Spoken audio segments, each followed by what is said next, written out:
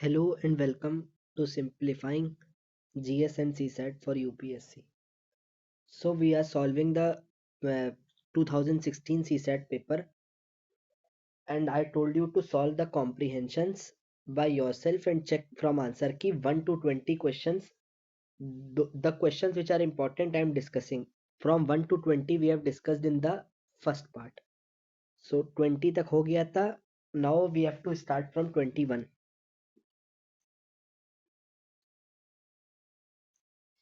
अब देखो, let's begin. देखो ये तो पैसेज हो गया आपका, तो 21 22 आपने कर लिया होगा passage. Every day you have to do 15 to 20 questions, I have told you. फिर 25 तक पैसेज है. अब देखो क्वेश्चन नंबर 26 से स्टार्ट करते हैं. क्वेश्चन क्या कह रहा है, देखो हर साल ऐसे क्वेश्चन आएंगे आपको जहां अपना ब्रेन यूज करना पड़ेगा. That's why I yesterday also I told you previous year question solve करना इंपॉर्टेंट है, क्योंकि ब्रेन स्टॉर्मिंग तभी होगी. So it's compulsory for everyone. A class starts at 11 AM and last till 2:27 PM. ठीक है. 4 periods of equal duration are held during this time interval. एक class है 11 AM पे शुरू हुई और कितने तक चली,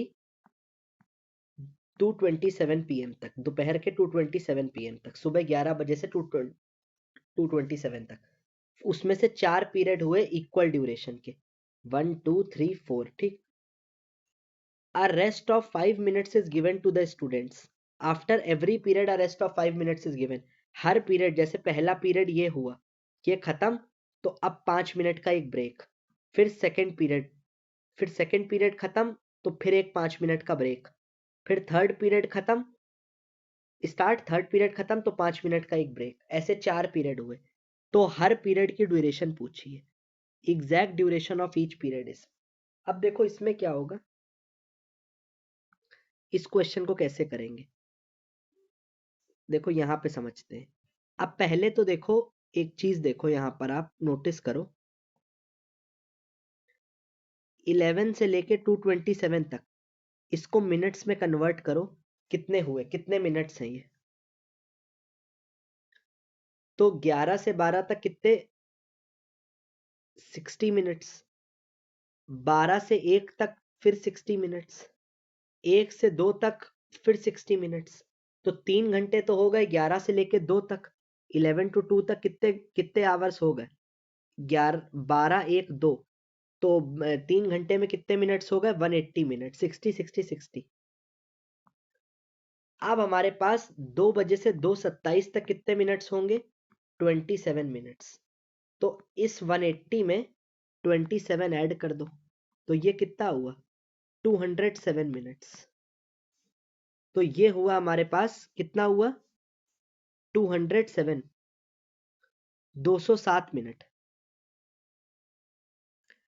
अब ये क्या कह रहा है, हर पीरियड के बीच में गैप है 5 मिनट्स का. जैसे पहला पीरियड ये हुआ, फर्स्ट पीरियड, इसके बाद एक गैप आया 5 मिनट का, फिर सेकंड पीरियड, फिर 5 मिनट, फिर थर्ड पीरियड, फिर 5 मिनट, फिर फोर्थ पीरियड. तो 4 पीरियड में गैप कितनी बार 5-5 मिनट का आया, 5 5 5, 3 बार आएगा. पहला पीरियड, दूसरा पीरियड, तीसरा पीरियड, चौथा पीरियड. तो ये वाला हिस्सा गैप हुआ 5 मिनट, ये 5 ये 5 ये 5, तो 5-5 मिनट का गैप आएगा. तो 4 पीरियड में कितने गैप आए, 3 बार आया. अब इस क्वेश्चन को देखो, 4 पीरियड है, 1 2 3 4, और गैप कितने, एक 5 मिनट का, एक 5 मिनट का, एक 5 मिनट का. तो गैप कितने आए, 3 गैप आए. तो पूछा एग्जैक्ट ड्यूरेशन ऑफ पीरियड. तो टोटल क्लास कितने तक चली, 11 से 2:27 तक देखोगे तो कितने मिनट तक चली, 207 मिनट तक. बस उसमें, बट उसमें क्या करोगे, 207 में से 15 मिनट माइनस कर दो. क्यों, क्योंकि 3 गैप आए 5-5-5 मिनट के. तो 207 माइनस 15 करोगे तो ये क्या आएगा, 192 आएगा, 192 मिनट्स. अब 192 मिनट्स तक टोटल 4 पीरियड चले, 4 पीरियड चले 192 मिनट तक. तो ड्यूरेशन ऑफ ईच पीरियड क्या होगी, हमने क्योंकि गैप माइनस कर दिया 207 में 15 मिनट का, तो क्या हुआ 192 मिनट आए। 192 मिनट ये किसकी ड्यूरेशन है, 4 पीरियड की। तो 4 पीरियड अगर 192 तक चले तो एक पीरियड की ड्यूरेशन कितनी होगी, एक पीरियड की होगी 192/4, तो 2 2 जा 4, 2 9 जा 18, 248। एक पीरियड 48 मिनट का होगा, तो हर पीरियड कितने मिनट का होगा, 48 इंटू 4, तो ये हो गया 192, और प्लस 15 मिनट 207, और क्लास चलिए 207 मिनट, तो 48 मिनट्स हर पीरियड का duration, answer will be 8 minute. ठीक है, अब पहले हम इस क्वेश्चन को देखते हैं। यार बहुत जगह आपको ऑप्शन चेकिंग भी करनी होती है सी सेट में, तो कभी कभी लॉजिक ना स्ट्राइक करे तो ऑप्शन से करना, देखो कैसे। इन एड ऑफ चैरिटी, क्योंकि कॉमन सेंस और ऑप्शन चेकिंग भी बहुत इंपॉर्टेंट है in solving the exam. In aid of charity every student in a class contribute as many rupees as the number of students. इसका मतलब क्या हुआ, every student in a class contribute as many rupees as the number of students in that class. मतलब अगर ये है पहला student, ये दूसरा, ये तीसरा, तो हर स्टूडेंट उतने रुपए देता है जितने स्टूडेंट्स हैं। सपोज करो अगर टोटल 10 स्टूडेंट्स हैं क्लास में, फॉर एग्जाम्पल ले रहे हैं हम समझने के लिए, फॉर एग्जाम्पल अगर 10 स्टूडेंट हैं, तो जितने अगर 10 स्टूडेंट हैं तो हर स्टूडेंट कितने रुपीस कंट्रीब्यूट करेगा, 10 रुपए। मतलब पहला स्टूडेंट भी फिर 10 रुपए देगा, दूसरा स्टूडेंट भी 10 रुपए देगा, तीसरा भी 10 रुपए देगा। जितने स्टूडेंट हैं टोटल उतने ही हर बच्चा कंट्रीब्यूट करेगा। तो ये लाइन तो समझ गए, every student in a class contribute as many rupees as the number of students with additional contribution by ₹2 by 1 student only. But एक स्टूडेंट सिर्फ ऐसा है जो 2 रुपए और ज्यादा कर देता है। मतलब अगर 10 स्टूडेंट है क्लास में तो हर बच्चा कितने करेगा, 10। पहला स्टूडेंट भी करेगा 10, दूसरा भी करेगा 10, तीसरा भी 10। बस एक स्टूडेंट ऐसा होगा जो 10 की जगह 10 तो करेगा ही, विथ एडिशनल 2 रुपए और करेगा। तो टोटल कलेक्शन कितना होता है, 443। Then how many students are there in the class, ये पूछा है। अब हम इस क्वेश्चन में देखो क्या करते हैं, आपको स्ट्राइक करना चाहिए, इसी से अप्रोच सीखो। ऑप्शन चेकिंग करते हैं। हम पहले लेते हैं ए ऑप्शन को पकड़ते हैं, 12 स्टूडेंट्स। मान लो अगर 12 स्टूडेंट्स हैं तो हर स्टूडेंट कितने करेगा, पहला भी 12 करेगा, दूसरा भी 12, तीसरा भी 12, चौथा भी 12, पांचवा भी 12, ऐसे चलते चलते 12 स्टूडेंट्स हो गए, और हर स्टूडेंट 12 करेगा। तो अगर एक स्टूडेंट 12 करता है, फिर दूसरे ने भी 12 करा, तीसरे ने भी 12 करा, तो ये कितना हुआ, 12 इंटू 3 हो गया। तो ऐसे ही अगर 12 स्टूडेंट्स, 1 2 3 4 ये स्टूडेंट्स हैं, अगर 12 स्टूडेंट हर स्टूडेंट 12 रुपए करेगा, तो ये कितना हो गया, 12 इंटू 12, हर स्टूडेंट 12। मतलब अगर 3 स्टूडेंट होते तो 12 इंटू 3 करते, 12 12 12। ऐसे 12 स्टूडेंट्स अगर लेते हैं तो हर स्टूडेंट कितने करेगा, क्योंकि every student contribute as many rupees as number of student. तो अगर 12 स्टूडेंट है तो हर स्टूडेंट 12 रुपए, तो 12 इंटू 12 ये कितना होगा, 144। प्लस एक स्टूडेंट थोड़ा सा 2 रुपए ज्यादा भी कर रहा है, तो +2 146 होना चाहिए था टोटल कंट्रीब्यूशन। बट टोटल है कितना, 443, तो 12 नहीं हो सकता, ये हम समझ गए। अब हम दूसरा ऑप्शन देखते हैं, 21। 21 मतलब हाउ मेनी स्टूडेंट, मतलब सपोज करो 21 स्टूडेंट्स होते, तो हर स्टूडेंट अब कितने करेगा, पहला स्टूडेंट भी 21 रुपीज करेगा, दूसरा भी 21 करेगा, तीसरा भी 21 करेगा, चौथा भी 21 करेगा। ऐसे ही कितने स्टूडेंट हैं, अगर 21 स्टूडेंट है तो हर स्टूडेंट अगर 21 करेगा, तो पहला स्टूडेंट 21, दूसरा 21, तीसरा 21, तो क्या हुआ, 21 इंटू 3। तो ऐसे ही अगर 21 स्टूडेंट है और हर 21 कर रहा है, तो 21 इंटू 21 ये कितना आएगा, 441। बट एक स्टूडेंट लिखा था 2 रुपए एडिशनल कर रहा है, तो +2 भी करो, तो ये कितना हो गया, 443। और देखो टोटल कंट्रीब्यूशन हमारा क्या था, टोटल कलेक्शन 443, तो हमारा ऑप्शन बी मैच करेंगे। मतलब 21 स्टूडेंट्स होंगे क्लास में, और अगर 21 स्टूडेंट होंगे क्लास में तो every student contribute as many rupees as number of, तो हर स्टूडेंट 21 21 21 करेगा, तो 21 इंटू 21, 21 स्क्वायर होता है 441, प्लस एक स्टूडेंट 2 ज्यादा कर रहा है तो +2 कर दो, और टोटल आ गया 443। ठीक, समझ गए ना, अप्रोच सीखी ना, बस ये हो गया, ये हो गया। अब एक ये क्वेश्चन देखो, Anita's mathematics test had 70 problems carrying equal marks. Anita एक स्टूडेंट है, उसका मैथमेटिक्स का टेस्ट है, उसमें 70 क्वेश्चंस है टोटल, और हर क्वेश्चन इक्वल मार्क्स का है। मान लो 70 क्वेश्चन है और हर क्वेश्चन 1 नंबर का है, तो 70 मार्क्स का पेपर है। 10 अर्थमेटिक के क्वेश्चन है, 30 एल्जेब्रा, 30 ज्योमेट्री, तो कितने हो गए? 70 है, 10 अर्थमेटिक, 30 ज्योमेट्री, 30 एल्जेब्रा, 30 30 60 10 70। ठीक, अब लिखा है ऑल्दो शी आंसर्ड अर्थमेटिक के, वो 70% आंसर कर देती है। अर्थमेटिक में थे कितने? 10, और आंसर कितने कर दिए? 70%। 70% और थे कितने? 10, तो 70% ऑफ 10 निकाल लो। 70/100 इंटू 10 कितना हुआ? 7 क्वेश्चन। मतलब अर्थमेटिक में 70 क्वेश्चन में 10 क्वेश्चन थे, उसमें से उसने 7 क्वेश्चन आंसर्ड कर दिए। पहला चीज समझ गए। दूसरा, 40% उसने एल्जेब्रा के आंसर करे। एल्जेब्रा में थे कितने? 30 क्वेश्चन थे, 40% आंसर करे, मतलब 2/5 होता है 40%। 2/5 इंटू 30, तो 5 6 6 2 12, 12 क्वेश्चन आंसर कर दिए। मतलब एल्जेब्रा में अगर 30 क्वेश्चन थे तो 12 आंसर कर दिए। अर्थमेटिक में 10 थे तो कितने आंसर कर दिए? 7। अब ज्योमेट्री में कितने करे? 60% ज्योमेट्री के आंसर कर दिए। 60% ऑफ ज्योमेट्री प्रॉब्लम करेक्टली करे। थे कितने? 30, 60% निकाल लो।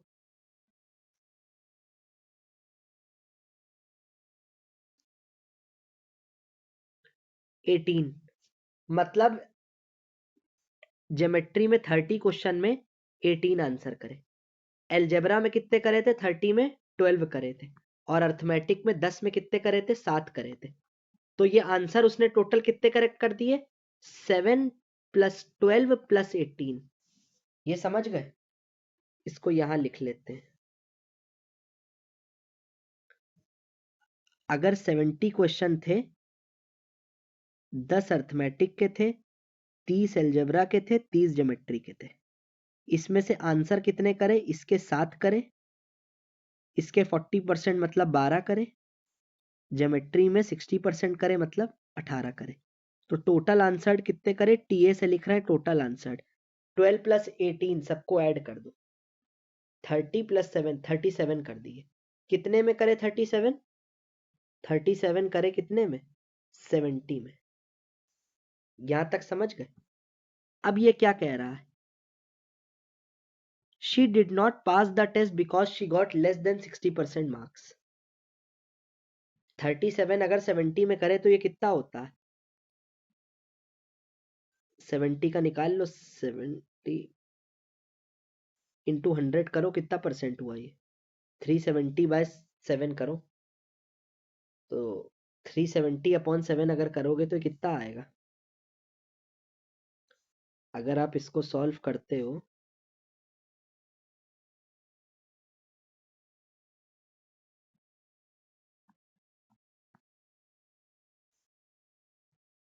%52.8। ये कितना आया? 52.8। 52.8% उसको मार्क्स आए। ये कह रहा है she did not pass the exam because she got less than 60। सही है, 52.8 आए। तो पूछा है number of more question she would have to answer correctly to earn 60% passing marks. तो और कितने क्वेश्चन वो करेक्टली आंसर करे कि उसके 60% मार्क्स आ जाए। अब देखो 60% मार्क्स कब आएंगे ये समझो। टोटल क्वेश्चन कितने? टोटल क्वेश्चंस हैं 70। 70 में वो कितने क्वेश्चन सही करे कि उसके 60% मार्क्स आ जाए? तो 60% मार्क्स आ जाए, 60%, 60/100 इंटू 70, ये कितना होता है?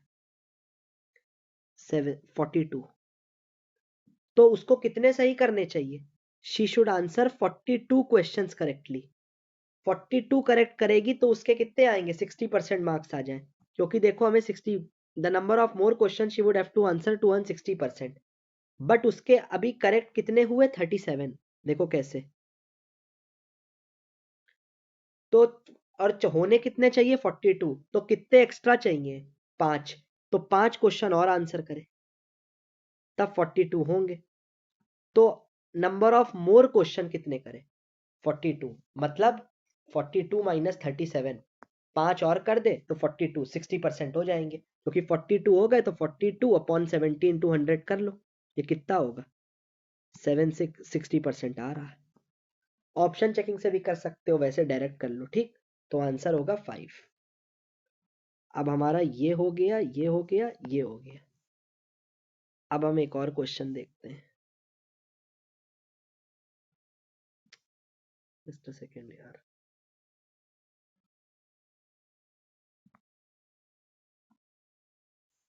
इस क्वेश्चन को देख लो आप। अब देखो ये एक कॉमन सेंस टाइप का क्वेश्चन था, इसको कैसे करोगे।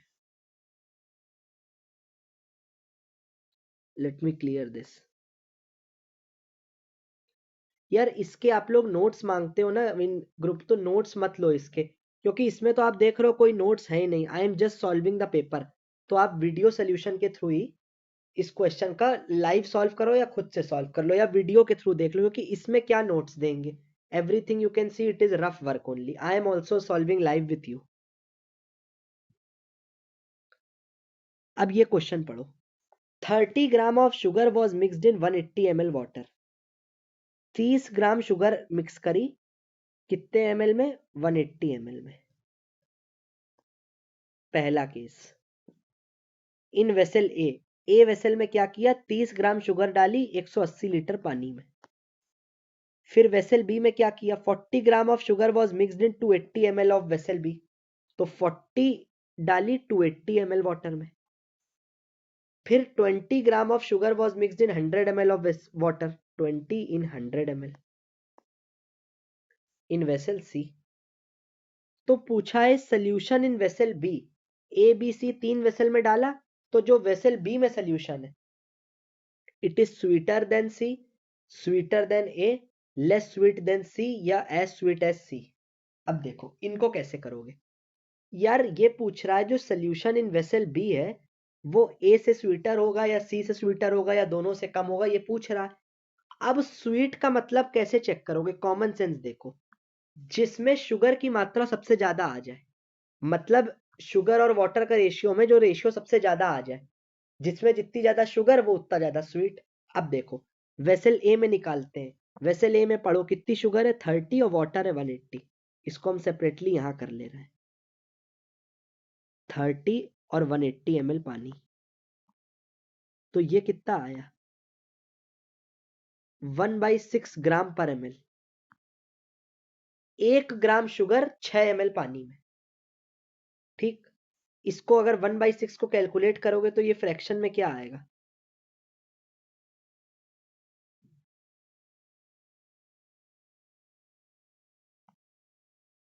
0.16 समथिंग आएगा। 1/6 क्या होगा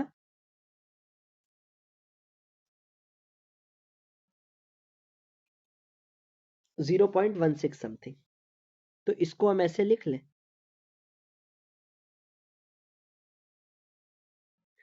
0.16 ग्राम ml, इतनी शुगर है 1/6।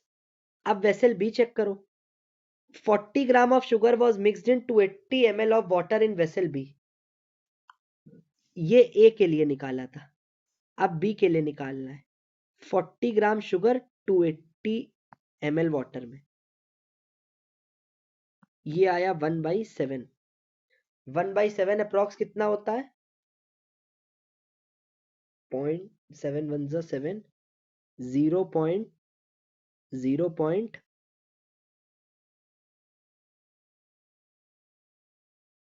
0.14 आया। तो बी में 0.14 आया, ए में 0.16 आया। तो ए और बी में कौन सी ज्यादा स्वीट हुई, ए ज्यादा स्वीट हुई। अब सी के लिए निकाल लेते हैं फॉर वेसल सी। सी में क्या है 20 gram of sugar was mixed in 100 ml of water in vessel C, तो 20 अपॉन 100 ये आएगा 1/5, दैट इज 0.2 ग्राम पर ml। तो ए बी सी का अलग अलग निकाल लिया, ए बी सी। ए में क्या था 0.16, बी का आया 0.14 और सी का आया 0.20, मतलब 0.2। तो सबसे ज्यादा स्वीट तो सी होगा, पूछा था बी के लिए, तो स्वीटनेस का ऑर्डर हम डिसाइड कर ले, सबसे ज्यादा स्वीट सी, फिर ए, फिर बी। ये क्या है, स्वीटनेस का ऑर्डर, क्योंकि सबसे ज्यादा शुगर ग्राम पर एमएल में देखो, अगर 1 ml में सबसे ज्यादा शुगर 0.2 है, इसमें इसमें 0.14 है, इसमें 0.16 है, तो सी सबसे स्वीट, फिर ए, फिर बी। तो अब ऑप्शन क्या था, solution in vessel B is sweeter than C, ये तो गलत, सी सबसे स्वीट है। स्वीटर देन ए, ये भी गलत। एज स्वीट एज सी, गलत। आखिरी ऑप्शन करेक्ट है, लेस स्वीट देन सी। और ये जो मार्क है ना, इन पे मत देना, ये किसी का पेपर है डाउनलोडेड। तो less sweet than C, this I have not mark this, तो ये आंसर नहीं है करेक्ट। तो आंसर क्या होगा, लेस स्वीट देन सी। क्यों, बी सी से कम स्वीट है, देख रहा है ना, सी में है 0.2 और बी में है 0.14, तो बी सबसे कम स्वीट है। ठीक है ना, ये क्लियर हो गया। This question also we have done, this also, this also, this. अब एक और ये क्वेश्चन कर लेते हैं, इसका 5 था answer. In a class there are 18 very tall boys, if these constitute 3/4 of the boys.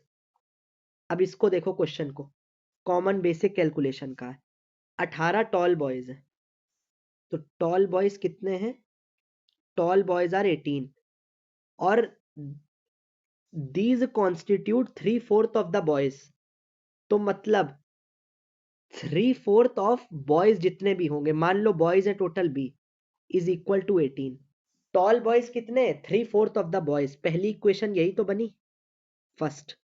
3/4 of boys is 18, क्योंकि लिखा है ना, there are 18 tall boys and these constitute 3/4 of the boys and total number of boys is. अब अगला question, पहली equation ये बन गई, tall boys is equal to 3/4 of the boys, total boys, and total number of boys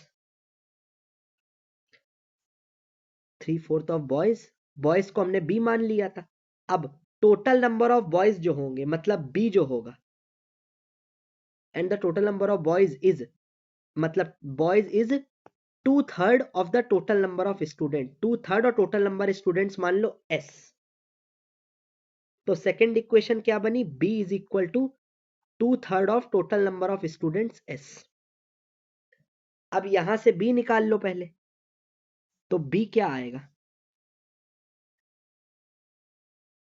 3/4 of B is 18, तो B is equal to 24, और 24 is equal to 2/3 of total student, तो S आ जाएगा 2 12 36।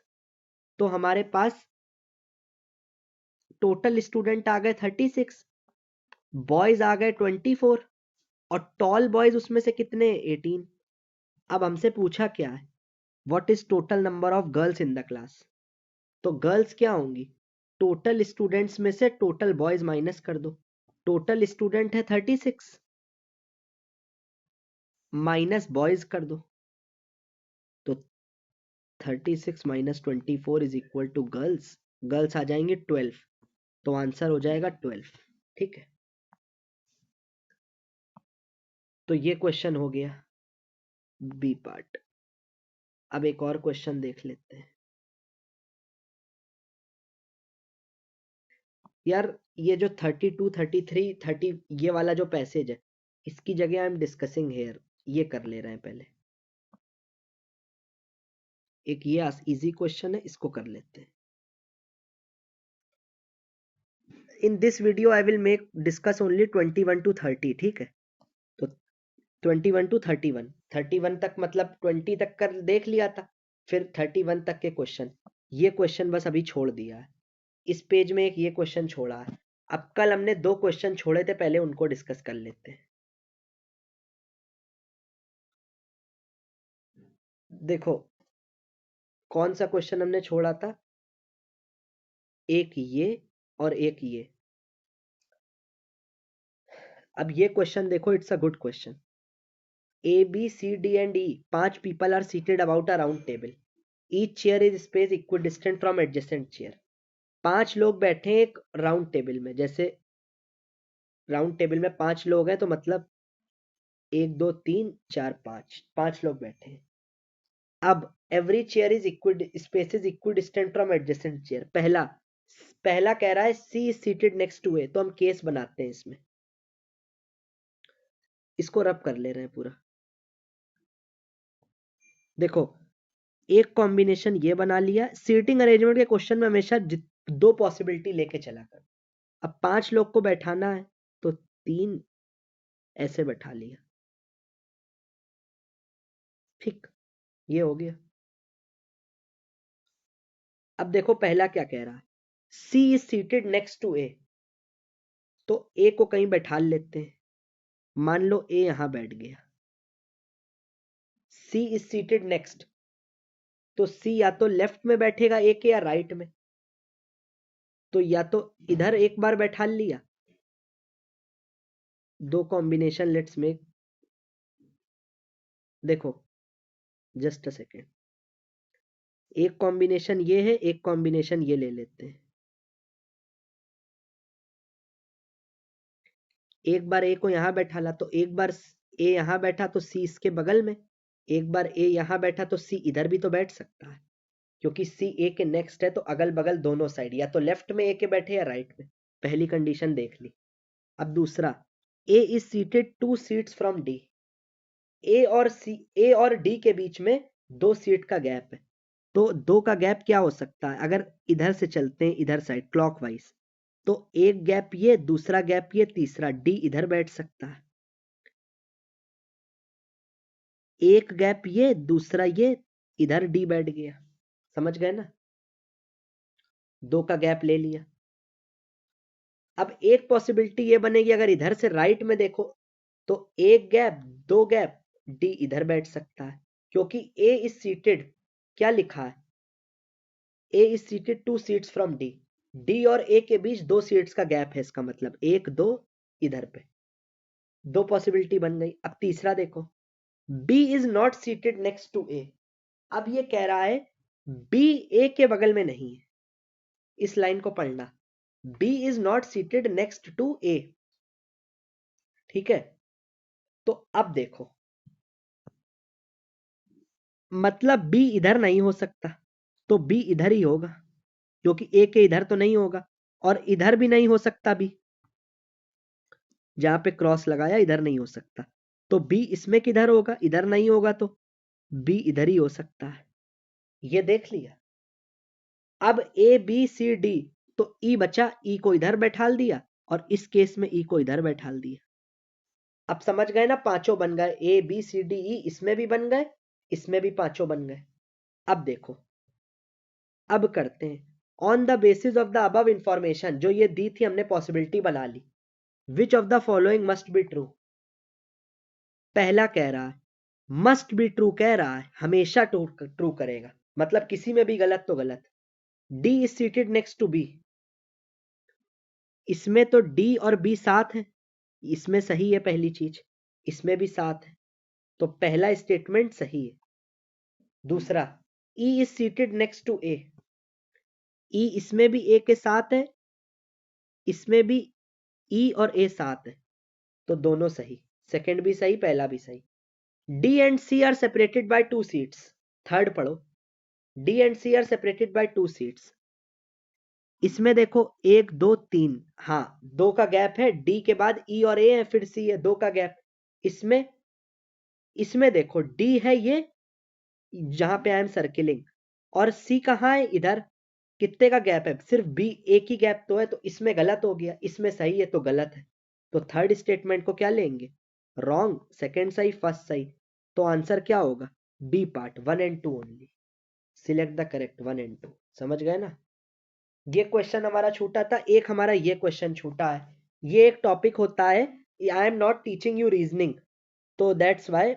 अगर आपने पढ़ ली होगी तो आपको पता होगा, वैसे ये डायरेक्शन डिस्टेंस का क्वेश्चन है, but I am not teaching as well reasoning, क्योंकि बट डायरेक्शन डिस्टेंस इसी के थ्रू, ऐसे ही हर ईयर के क्वेश्चन के थ्रू I will teach you direction distance का आइडिया आपको लग जाएगा, मतलब आई विल टीच यू, वैसे सेपरेटली नहीं पढ़ाया बट ऐसे पढ़ा देंगे। तो ये हो गया सीटिंग वाला क्वेश्चन, ठीक। Now I am rubbing this. अब हम कल का एक डायरेक्शन वाला कर लेते हैं। A person X was driving in a place, पढ़ना, where all roads ran either north south और east west forming a grid. मतलब इसका क्या हुआ, सारी रोड्स या तो नॉर्थ साउथ ऐसे चल रही थी, नॉर्थ से साउथ या ईस्ट और वेस्ट, ये हो गया ईस्ट वेस्ट, ये होता है वेस्ट, ये होता है ईस्ट, और ये हो गई नॉर्थ साउथ ऐसे, और एक ग्रिड बन रही है, ग्रिड यही होती है, ये समझ गए ना, ये हो गया। अब क्या कह रहा है, roads are at a distance of 1 kilometre from each other in a parallel, parallel के बीच में डिस्टेंस 1 किलोमीटर है, मतलब ये डिस्टेंस 1 है, ये डिस्टेंस 1 है, ये डिस्टेंस 1 है, ये कह रहा है ये डिस्टेंस क्या दी है, 1 दी है सारी, और इधर में ये डिस्टेंस 1 है, ये डिस्टेंस 1 है, 1 1 की पैरेलल डिस्टेंस है ये सब डिस्टेंस, ठीक। अब ये क्या कह रहा है, X was driving in a place where all roads, ठीक, एक्स ड्राइव कर रहा, he started at the intersection of two roads, कहां से स्टार्ट किया, इंटरसेक्शन दोनों रोड के बीच से, जैसे ये है तो एक्स स्टार्टेड फ्रॉम इंटरसेक्शन, मतलब कहीं बीच से स्टार्ट किया, मान लेते हैं एक्स ने यहां से स्टार्ट किया, एक्स, अब देखना ऐसे है, तो यहां से स्टार्ट कराया एक्स को, यहां पे ये जो सर्किल है एक्स, ठीक। अब देखो, ही ड्रोव 3 किलोमीटर नॉर्थ, पहले 3 किलोमीटर नॉर्थ गया, तो एक डिस्टेंस ये जाएगा, एक ये जाएगा, एक ये जाएगा, अगर इधर से चलेगा तो 3 नॉर्थ यहां पहुंचेगा, तो एक एक एक, ये हो गया 3 किलोमीटर, नॉर्थ चला 3, इसको ऐसे बना लेना इधर साइड, एक्स इधर चला, एक्स यहां से चला और 3 किलोमीटर नॉर्थ, नॉर्थ मतलब ऊपर, तो ये नॉर्थ हुआ।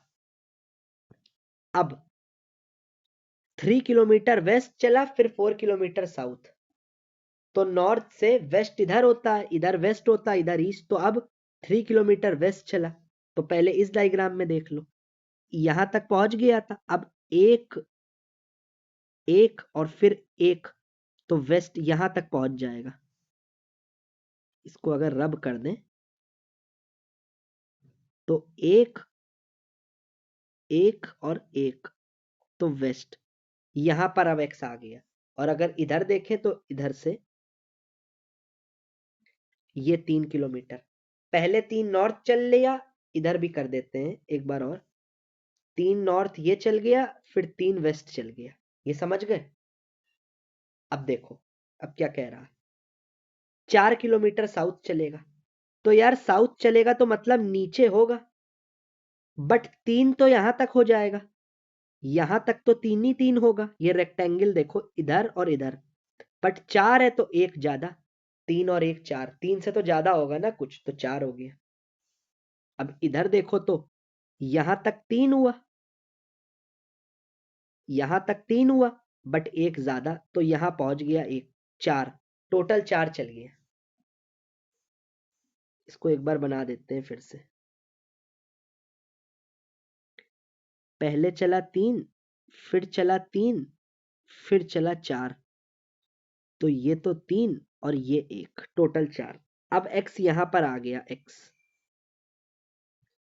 अब क्या कह रहा है, which further route could bring him back to his starting point, start कहां से किया था, ये जिसको हमने ए मार्क किया है, यहां से इधर ही आना है, और अभी है किधर, x पे है, x यही है, अब a पे आना है इसको, which further route could bring him back to starting point if same route is not repeated, तो सेम रूट नहीं रिपीट करना है, तो ऑप्शन चेकिंग करो स्टार्टिंग पॉइंट पे। अब 3 किलोमीटर ईस्ट चले और 2 किलोमीटर साउथ चले।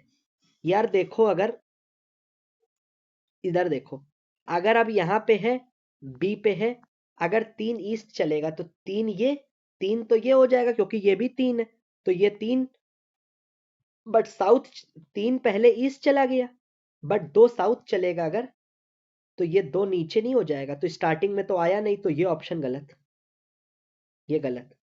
अब 3 किलोमीटर ईस्ट चले और 1 किलोमीटर नॉर्थ चले, ये कह रहा, तो इसको देख लेते हैं। देखो 3 किलोमीटर ईस्ट तो ये हो गया और 1 किलोमीटर नॉर्थ, तो एक अगर ये है तो रेक्टेंगल में ये एक और चल जाए, तो 3 ये और 1 ये, अब यहां आ गया, यही स्टार्टिंग था। अब इधर भी बता देते हैं इसको एक बार। 3 चला था ये, फिर 3 चला था, फिर 4 चला था, 4 में ये 3 हो जाएगा क्योंकि ये बराबर रहनी चाहिए लेंथ, वर्टिकल लेंथ। अब वापस में 3 इधर चल जाए तो ये 3 है, और फिर एक नॉर्थ चल जाए तो एक ये, तो ये भी एक। समझ गए ना? तो आंसर क्या होगा? B part. समझ गए एवरीवन? तो कल वाले हमारे सारे डिस्कस हो गए, मतलब 1 to 20 डिस्कस हो गए, और आज में हमने सारे डिस्कस कर लिए, अभी इसको छोड़ दिया, बाकी 31 तक सारे कर लिए।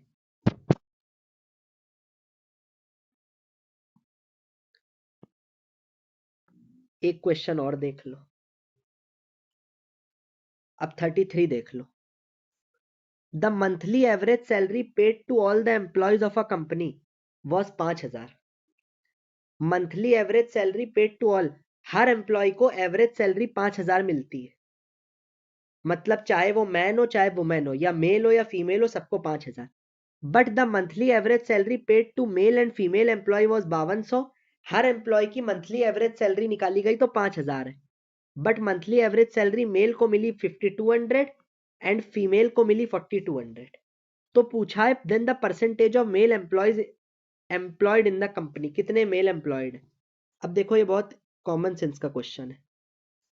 देखो 5,000 एवरेज सैलरी सबकी है, बट मैन को 5200 मिल रही है, और ये मेल को मिल रही है, और ये फीमेल को मिल रही है। तो कितने मेल्स एम्प्लॉयड है ये पूछा, ये फीमेल है। यार अगर सबको 5,000 मिलेगी तो ये कितना होना चाहिए?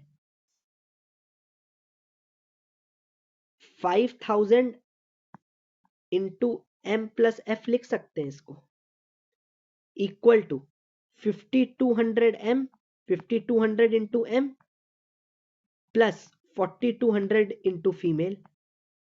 अगर ये देखो ना, एक चीज देखो, बताते हैं। अगर एक मेल को, मतलब एवरेज मेल को 5200 मिल रही है, monthly average salary paid to male was 5200, और फीमेल की एवरेज है 4200, तो यही तो मानोगे, अगर एवरेज क्या होता है सबको उतनी, तो अगर एक मेल को मान लो 5200 मिल रही है, तो मान लो 52 मेल हमें नहीं पता, मान लो एम मेल्स हैं, तो एम को कितनी मिलेगी? 5200। हर मेल को 5200 मिल रही, तो 5200 इंटू एम, ये मेल की आ गई, क्योंकि एवरेज क्या होता है? Average is sum upon total number, some upon total number, average is sum upon total number.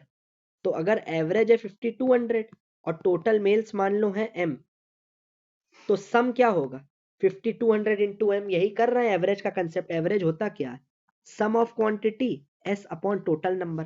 तो एवरेज दिया है मेल का 5200 और टोटल मेल है एम, तो सम हो जाएगा 5200 एम। तो 5200 इंटू एम ये मेल के लिए आ गया। मान लो एफ फीमेल्स है, तो प्लस 4200 इंटू एफ, और इक्वल टू किसके बराबर होगा? Average of total, total employee कितने हैं? टोटल एम्प्लॉय का एवरेज है 5,000, इक्वल टू सम, मतलब sum of male plus sum of female, total sum upon M plus F. तो इसको हम ये लिख सकते हैं, हमने सिर्फ ये फॉर्मूला लगाया है, average is sum upon total N. तो मेल के लिए लगाओगे जब, तो ये आएगा क्या? 5200 दिया है एवरेज सैलरी, तो एवरेज सैलरी की जगह ये रखा, S1 मान लो, और इसकी जगह M रख दिया, तो S1 क्या आ गया 5200 इंटू m। ऐसे ही फीमेल की जगह S2 लिख लो, तो 4200 is equal to S2 upon F। तो S2 क्या आ गया, ऐसे टोटल की दी है 5000, तो S3 लिख लो, और ये आ जाएगा M प्लस F, क्योंकि टोटल तो अभी फीमेल के लिए निकाला तो टोटल F थी, मेल में M था, बट टोटल में इस टोटल एम्प्लॉय में तो M प्लस F, तो S3 क्या आ जाएगा,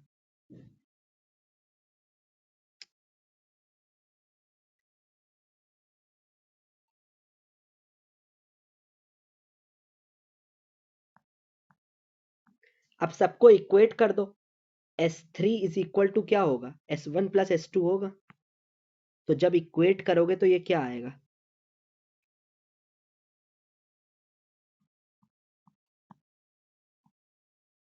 $5200M plus $4200F is equal to $5000M plus $5000F। तो ये आ जाएगा 200M is equal to 800F। ये आएगा सॉल्व करने पे 200M mail is equal to 800F। 800 है यार, आएगा क्या 200M is equal to 800F, तो 1 जा 4 जा, तो M is equal to 4F आ गया। क्या आया, M is equal to 4F। तो मेल्स टोटल कितने एम्प्लॉयड है, मेल और फीमेल का रेशियो क्या आ गया 4 और 1, तो टोटल मेल्स कितने हुए कंपनी में, अगर एक फीमेल है तो 4 मेल है, तो टोटल कितने मेल्स हैं, मेल्स एम्प्लॉयड हो जाएंगे 4 मेल हैं, टोटल कितने 4 प्लस 1 इंटू 100, तो क्या आया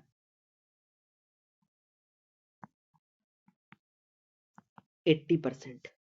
ऑप्शन है कोई बी पार्ट, ठीक। अब 32 हम कल करेंगे और एक ये कल करेंगे, इसके बाद 33 के बाद देखेंगे, ये वाला पैसेज कल देखेंगे, ठीक है यार, वरना वीडियो वाली लेंदी हो जा रही है, इसलिए कम कम क्वेश्चन करते हैं। Today we have done a lot, ठीक। See you in the next video, thank you.